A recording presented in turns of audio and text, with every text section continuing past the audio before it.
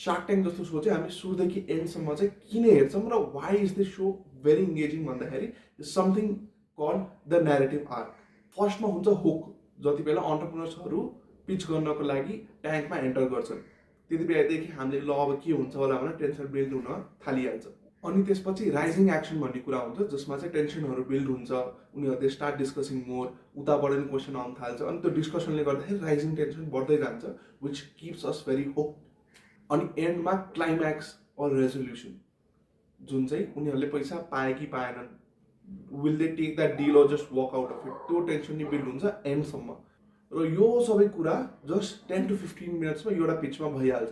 र यस्तै 4 देखि 5वटा पिच एउटै एपिसोडमा भएपछि त्यो न्यारेटिभ आर्क माथि तल भइरहेको छ which keeps us engaged instantly. Why this narrative arc work so well here is because it's real life stories and real life emotions. अन्टरप्रिनर्सहरूको स्ट्रगलहरू सबै कुरा हामीले त्यहाँ जान्छौँ अनि रियल लाइफ स्टोरी भएको हिसाबले we might relate to it as well. अनि अर्को चाहिँ एस्केलेटिङ टेन्सन्स र क्लिफ ह्याङ्गर्स. अब कहिलेकाहीँ अब सोको ट्रेलरको हिसाबमा पनि टेन्सन बिल्ड भएको देखाएर छोडिदिन्छ, that makes us want to watch more. अनि त्यही पनि अब सोको स्ट्रक्चरको हिसाबमा डिल हुनुभन्दा अगाडि ठ्याक्क एड देखाइदिन्छ.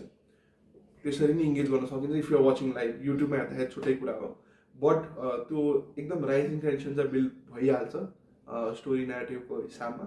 अनि त्यसले गर्दाखेरि चाहिँ अब के हुन्छ होला भन्ने इमोसन चाहिँ हाम्रो ट्रिगर भइहाल्छ.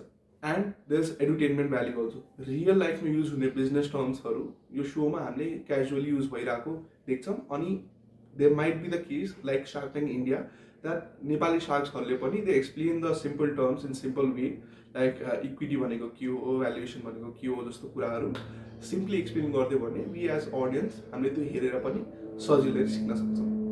त्यही भएर shark tank Nepal is very engaging and we do not feel guilty while watching Shark Tank because we feel like we are learning more and more as we watch more.